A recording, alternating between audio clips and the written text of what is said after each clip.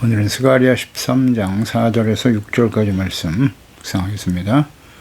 13장 4절에서 6절까지 말씀 읽겠습니다. 그날에 선지자들이 예언할 때에 그 환상을 각기 부끄러워할 것이며 사람을 속이려고 털옷도 입지 아니할 것이며 말하기를 나는 선지자가 아니요 나는 농부라 내가 어려서부터 사람의 종이 되었노라 할 것이요 어떤 사람이 그에게 묻기를 내 두 팔 사이에 있는 상처는 어찌 됨이냐 하면 대답하기를 이는 나의 친구의 집에서 받은 상처라 하리라. 아멘. 선지자가 더 이상 필요 없는 그날, 이스라엘이 왕, 제사장, 모든 백성들이 자신들의 죄를 깨닫고 애통하며 회개하며 용서받는 날이 올 것이다. 스가랴 선지를 통해서 하나님께서 예언의 말씀을 하고 계시는데요. 이것은 그리스도를 보내주시는 날이죠. 그래서 그 그리스도를 보내주실 때 모든 사람들이 이제 죄를 깨닫고 애통하며 회개하고 용서받는 하나님이 다스리시는 하나님의 나라가 온전히 세워질 것이다. 이러한 목적을 뜻을 가지고 그리스도를 보내시겠다라는 하나님의 뜻이죠. 하나님이 다스리시는 하나님의 나라의 회복을 의미하는 것입니다. 바로 그날에는 죄와 더러움을 씻는 셈이 열릴 것이다 라는 말씀을 하셨어요. 이 셈은 이스라엘과 모든 사람들이 죄를 용서하시기 위해서 십자가에서 흘리실 예수 그리스도의 피를 의미하는 것이죠. 과거 이스라엘 백성들이 실패한 원인이 뭐냐?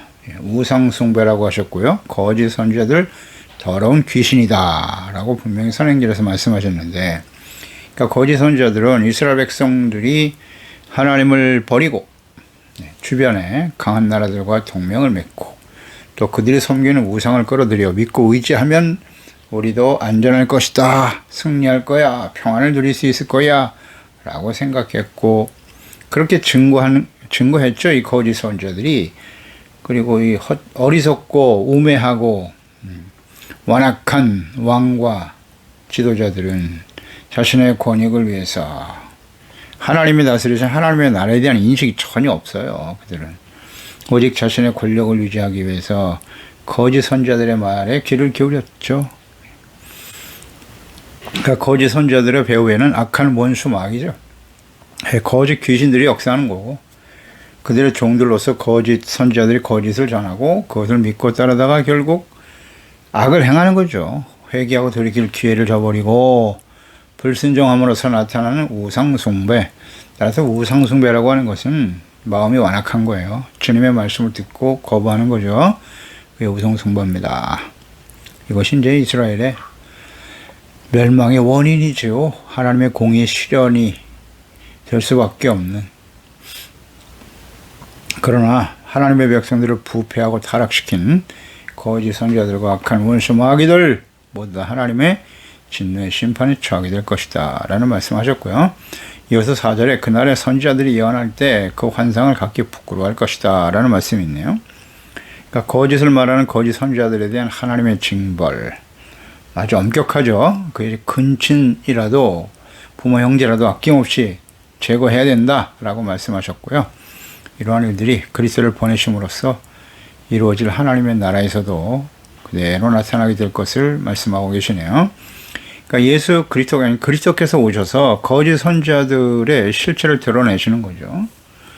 그리고 거짓 예언과 환상을 그들은 부끄러워하게 될 것이다 라는 의미도 있고, 선지자들이 부끄러워한다. 더 이상 선지자들이 필요 없는 세상이 오게 된다는 거예요. 이 거짓 선지자들, 대부분의 이 선지자들이 참된 선지자이기보다는 거짓말을 전하는 선지자들이 훨씬 더 많기 때문에 하나님의 말씀을 듣고 전하는 것이 선지자인데, 그 말씀을 듣고 그대로 전달하고 증거하는 사람들이 많지 않더라. 네. 이제 그것이 문제인 것이죠. 그래서 사람이 선지자가 되어 하나님의 말씀을 전하는 이것이 매우 어려운 그런 상태가 되었다라는 거예요. 이제 그런 걸로 봐서 그리스도가 직접, 그리스도라고 하는 것은 왕이요 제사장 선지자이지 않습니까? 참된 그리스도요 선지자로 오실 예수님, 그때는 더 이상 선지자가 필요 없다. 그런 의미로 이제 이 예언의 말씀을 하고 계시는 거예요. 그러니까 참 선지자가 와서 하나님의 말씀을 전할 때 거짓 선지자들, 거짓 제사장들, 왕들, 그들의 악함이 실체가 드러나게 될 것이다 라는 거예요. 그래서 예수님이 오셨을 때 당시에 거짓 목자들의 실체가 드러났죠. 요한복음 8장 44절에 보면 너희는 바리새인들이죠. 대제사장과 서경한 바리새인들, 당시 거짓 목자들이죠. 너희 아비 마귀에게서 났다. 너희 아비의 욕심대로 너희도 행하고자 하느니라. 그는 처음부터 살인한 자요, 진리가 그 속에 없으므로 진리에 서지 못하고 거짓을 말할 때마다 제 것으로 말하다니 이는 그가 거짓말쟁이요 거짓의 아비가 되었음이라. 예. 너희 아비는 마귀라고, 거짓의 아비라고, 진리가 아닌 거짓을 말하고 가르치고 있다는 거였죠. 또 마태복음 23장에는 이제 외식하는 서기관과 바리새인들에 대해서 화 있을 진저라고 책망하신 장면이죠. 너희는 천국문을 사람들 앞에서 닫고 너희도 들어가지 않고 들어가려 하는 사람도 가로막고 있다는 거죠. 그리고 27절에도 보면 화 있을 진저 외식하는 서기관과 바리새인들이여 회칠한 무덤과 같으니 겉으로는 아름답게 보이지만 그 안에는 죽은 사람의 뼈가 모든 더러운 것이 가득하도다. 이게 선지자들의 실체였죠. 즉 그들의 실체를 예수님께서 그리스도가 오셔서 증거하고 나타내셨죠.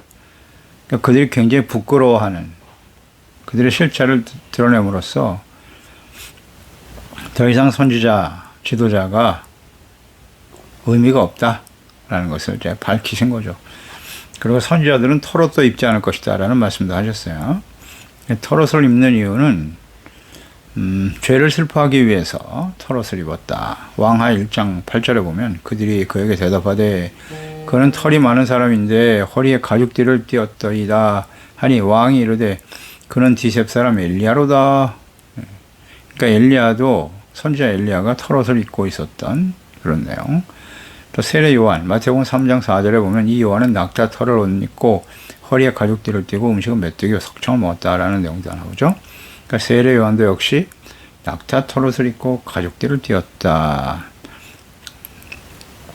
회개의 의미, 털옷, 가죽의 옷,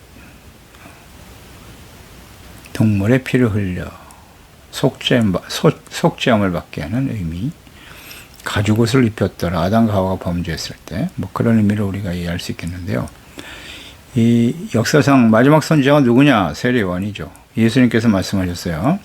마태복음 11장 11절 이하에 내가 너희로 진실로 너에게 말하노니 여자가 낳은 자 중에 세례 요한보다 큰 이가 일어남이 없도다. 그러나 천국에서는 극히 작은 자라도 그보다 크니라. 세례 요한의 때부터 지금까지 천국은 침노를 당하나니 침노하는 자는 빼앗느니라. 모든 선지자와 율법이 예언한 것은 요한까지니 만일 너희가 즐겨받을진대 오리라 한 엘리야가 곧 이 사람이니라 라고 말씀하셨죠. 모든 선지자와 율법이 세례 요한까지래요. 마지막 선지자가 바로 세례 요한이었죠.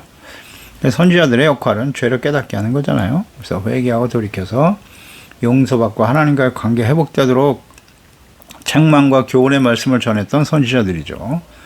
세례 요한의 메시지는 회개하라, 회개하라였잖아요. 죄사함 받아라, 오실 그리스도를 위해서 준비하라. 네, 마지막 선지자죠. 근데 그 선지자였고 예수님이 직접 이 땅에 오신, 그러니까 세례 요한의 역할은 예수께서 그리스도이심을 증거하는 거였죠. 그래서 예수님이 그리스도로 이 땅에 오셨다. 왕이시고 제사장이시고 참된 선지자가 되시는 분이다.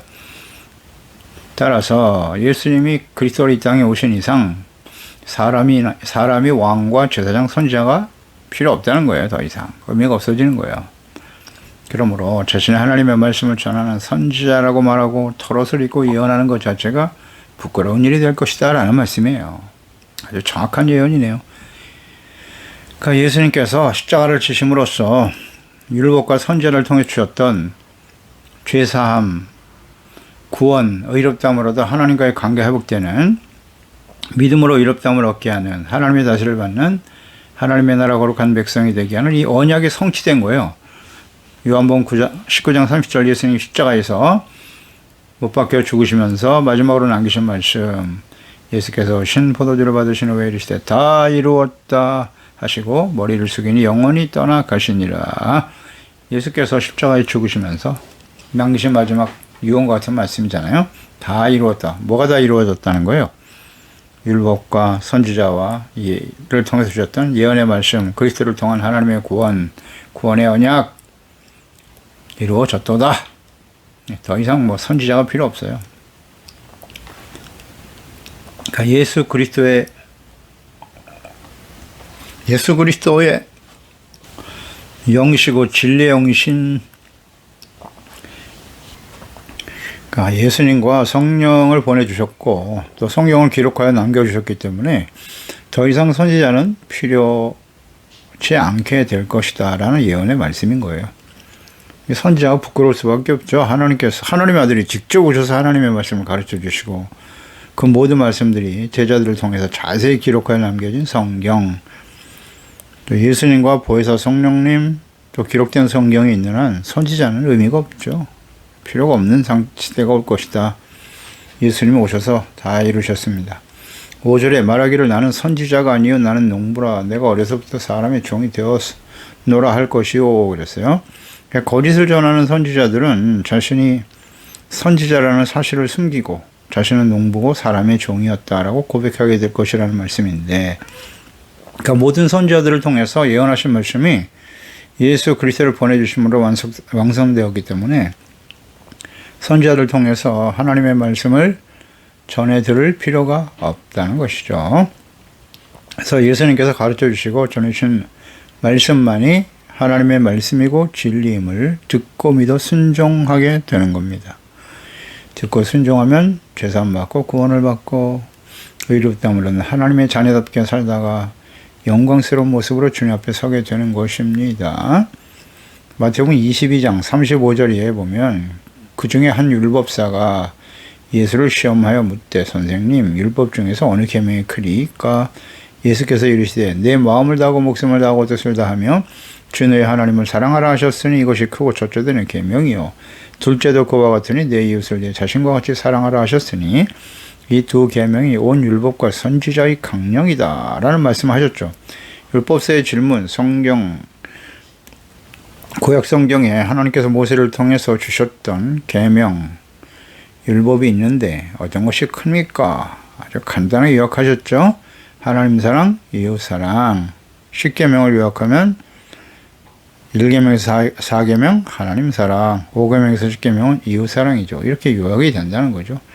성경 말씀, 그러니까 율법을 통해 나타난 하나님의 말씀의 뜻인 거예요. 이것이 곧 선지자의 계명이고 율법이고 선지자의 강령이다. 선지자를 통해 주셨던 하나님의 말씀을 이렇게 요약할 수 있다라는 거예요. 예수님께서 새 계명을 주셨다. 요한복음 13장 34절. 내가 너희를 사랑한 것 같이 너희가 서로 사랑하라. 계명을 그렇게 요약하셨잖아요. 예수님께서 하신 말씀 그대로예요. 따라서 더 이상 선지자를 통해서 하나님의 말씀을 들을 필요가 없다. 없습니다. 오늘날은 성령께서 감동하셔서 기록된 성경을 성령으로 거듭나 성령님의 인도하심을 따라 죄하러 묵상하고 말씀 속에 하나님의 뜻이 다 들어있지 않습니까? 무슨 꿈을 통해서 들을 필요도 없는 것이고요. 무슨 환상을 통해서 특별한 계시를 받을 필요도 없어요. 성경 말씀에 하나님의 뜻이 자세히 나타나 있습니다. 성경 전체는 누구를 위해서? 예수 그리스도를 위해서 기록된 것. 예수 그리스도를 증거하기 위해서.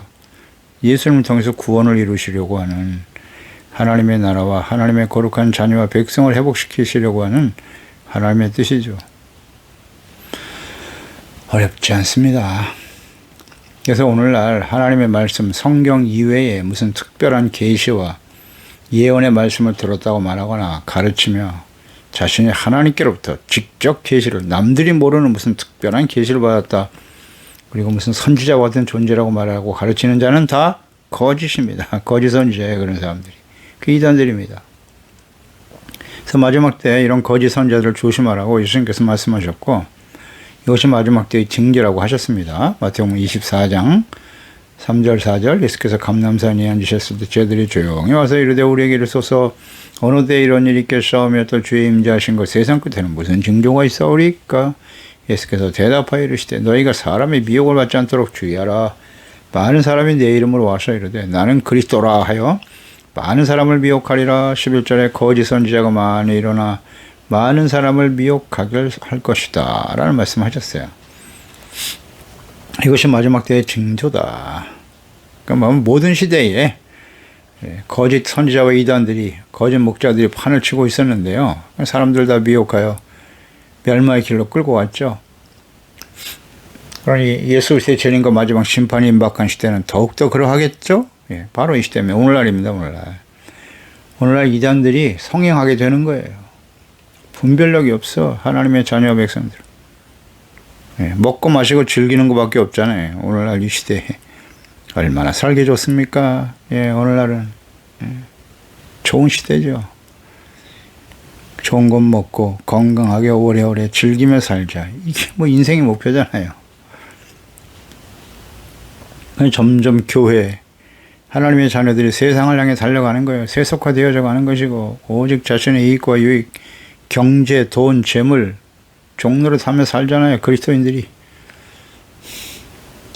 관심이 없어요. 하나님과 하나님의 말씀에 대해서 관심이 없어. 잘 몰라. 세상 지식에는 얼마나 관심이 많은지 말아요. 그런데 하나님의 말씀을 자세히 배우고 듣고 깨닫고자 하는 성령님의 인도하심을 따르는 경건의 훈련에는 별로 관심이 없죠.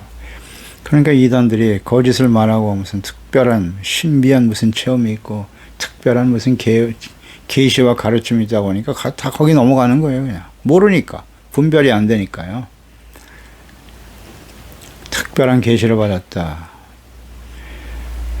이거 다 거짓 이단들입니다. 그래서 이단들은 대체적으로 보면 성경 이외에 다른 계시와 교리를 가르쳐요.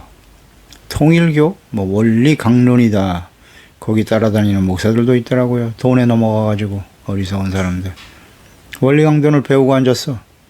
신천지 무슨 비유풀이라고 하죠. 비유풀이. 몰몬교, 화이트가 받은 무슨 특별한 계시, 몰몬경 이런 걸 가르쳐요. 성경 이외에 다른 계시를 받았다고 가르친다. 여기 딱 가짜예요. 성경은 완벽한 계시입니다. 완벽한 계시예요. 성경 말씀 이외에 다른 걸 가르치면 안 돼요. 그런 게 다 거짓 선지자 이단입니다.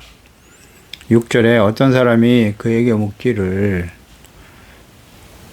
그에게 내 두 팔 사이에 있는 상처는 어찌 됨이냐라고 하면 대답하기를 이는 나의 친구의 집에서 받은 상처라 하리라.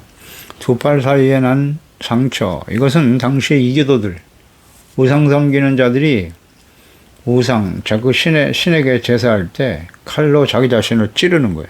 피를 내고 말이에요. 그냥 신에게 충성하는 모습을 보이는 거죠. 그런 상처들이 많단 말이에요. 아하방 시대죠. 하나님께서 갈멜산에서 엘리야 선지자와 바알과 아세라 우상 섬기는 제사장들을 모아놓고 한판 대결을 펼치라고 하셨죠. 제물을 올리고, 제단에 제물을 올리고 하늘에서 불이 떨어져 제물을 사르는 신이 참된 신이다. 그때 우상 섬기는 자들이 먼저 기도하지 않습니까? 아무리 기도해도 불이 안 내려오네. 왕상 18장 28절. 이에 그들이 큰 소리로 부르고 그들의 규례를 따라 피가 흐르기까지 칼과 창으로 그들의 몸을 상하게 하더라. 몸을 찢어 몸을 상하게 해서 피를 흘리면서 말이죠. 우리의 제사를 받으시고 응답하소서. 아무리 소리쳐야 불이 안 떨어지네. 일어날 수가 없죠. 이런 상처들이 있단 말이에요. 우상을 섬기는 자들은. 그러나 하나님께서는 절대 몸을 상하지 말라 그랬어요. 문신도 하지 말라 그랬습니다. 몸을 상하게 하는 것은 우상 섬기는 자들이 하는 것이기 때문에 그들과 구별되어 너희들은 절대 하지 말라라고 말씀하셨어요. 예레미야 41장 5절에 보면 그때 사람 80명이 자기들의 수염을 깎고 옷을 찢고 몸에 상처를 내고 손에 소저물과 유황을 가지고 세겜과 실로와 사마리아로부터 와서 여호와의 성지로 나아가려 한지라.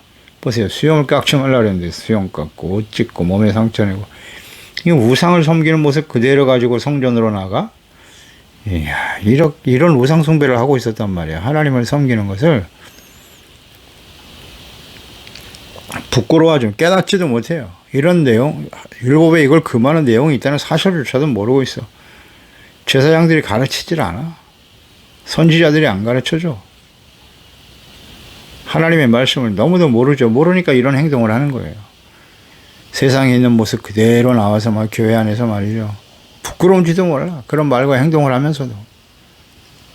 참 안타깝죠. 하나님의 말씀을 똑바로 가르쳐야 돼요. 하나님의 말씀을 가르치지 않으니까, 바르게 가르치지 않고 그저 성도들이 듣기 싫은 말은 안 하고 축복받아라, 잘된다, 형통하라, 성공하라, 한 이런 소리만 하잖아요. 잘못된 걸 바로잡아 줄 생각을 안 해. 그러니까 성도들을 우매하게 만드는 거예요. 이것도 거짓 목자입니다. 이거 하나님한테 진짜 크게 심판받을 날이 올 거예요. 하나님의 말씀은 그렇지가 않아요. 책망과 교훈, 바르게 함과 의로 교육하게 유익하는 거고, 하나님의 사람으로 온전케 하는 거고, 선을 행할 능력을 갖추기 위해서 성경은 기록된 거기 때문에 이 말씀은 바르게 깨닫고 가르쳐 증거해야 돼요. 바로 잡아야죠. 우린 온전하지 않습니다. 세상은 갈수록 악해집니다. 더 어려워요. 이렇게 우상과 거짓 신들을 섬기던 자들이 회개하고 예수 그리스도의 복음을 듣고 구원받은 후에 그들이 과거에 행했던 일들이 얼마나 부끄러운 일이었는가를 깨닫게 될 것이다. 그걸 숨길 수밖에 없죠. 부끄러우니까. 그런 일들이 장차 벌어지게 될 것이다 라는 말씀이에요. 예수 그리스도를 보내주심으로써 더 이상 선지자, 거짓 선지자 노릇하던 것 이제는 하나님의 말씀 앞에서 다 드러나기 때문에 그런 행동을 할 수 없다는 거예요. 그럼에도 불구하고 하나님의 아들 그리스도를 거부하여 십자가에 버리고 또 하나님의 말씀과 하나님의 뜻을 저버리고 말이죠. 계속 부패하고 타락해가는 하나님의 자녀 백성들. 교훈을 얻지 못해요.